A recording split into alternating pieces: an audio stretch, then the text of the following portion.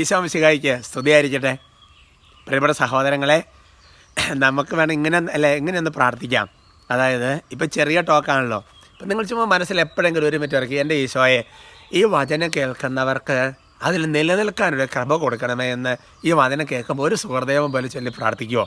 പ്രിയപ്പെട്ട സഹോദരയ്ക്ക് ലക്ഷക്കണക്കിന് ആൾക്കാർ ഇങ്ങനെ പ്രാർത്ഥിക്കുമ്പോൾ എല്ലാവർക്കും നിലനിൽപ്പിൻ്റെ കൃപ കർത്താവ് കൊടുക്കും. വചനം കേൾക്കുമ്പോൾ അതിനൊരു പ്രാർത്ഥനയും കൂടെ ചെല്ലണം. ഹല്ലേലൂയ. അങ്ങനെ ചെയ്താലോ? ആമേൻ.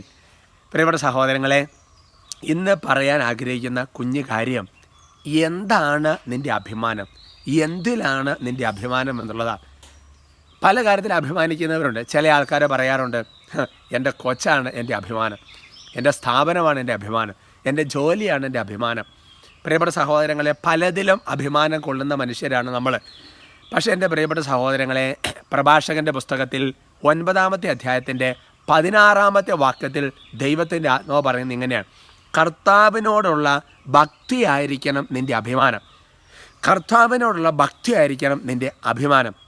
എൻ്റെ സഹോദരങ്ങളെ, ചിലപ്പോൾ നീ എല്ലാ ദിവസവും രാവിലെ, നീ സ്കൂളിലോ പഠിക്കുന്ന ഒരാളായിരിക്കട്ടെ, ജോലി എല്ലാ ദിവസവും രാവിലെ നീ വരുന്നിട്ട് കുർബാനയ്ക്ക് പോകാമെന്ന് വിചാരിക്കുക.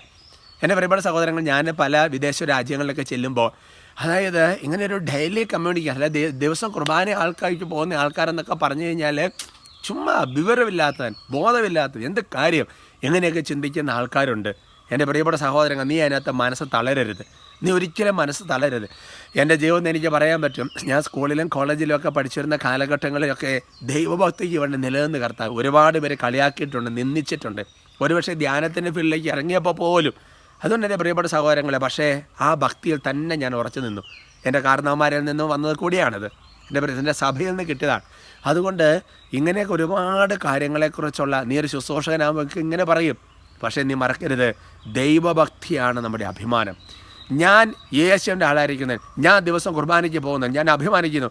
ഞാൻ ധ്യാനത്തിൽ പോകുന്നതിന് അഭിമാനിക്കുന്നു. ഞാൻ എൻ്റെ ഇടവേള കൂടെ അഭിമാനിക്കുന്നു. ആമേൻ. കർത്താവിൻ്റെ ആത്മാവേ, ഇവർക്കെല്ലാം കർത്താവിൻ്റെ ഭക്തിയിൽ ഉറച്ചു നിൽക്കുന്ന അഭിമാനിക്കാനുള്ള കൃപ കൊടുക്കണമേ. ഉള്ളതിരട്ടിയാകട്ടെ. ഈശോയുടെ നാമത്തിൽ അനുഗ്രഹിക്കുന്നു. നമ്മുടെ കർത്താവ് ഈശോ മിശിഹായുടെ കൃപയും പിതാവായ ദൈവത്തിൻ്റെ സ്നേഹവും പരിശുദ്ധാത്മാവിൻ്റെ സഹവാസവും നിങ്ങളെല്ലാവരോടും കൂടെ ഉണ്ടായിരിക്കട്ടെ, ഇപ്പോഴും എപ്പോഴും എന്നേക്കും.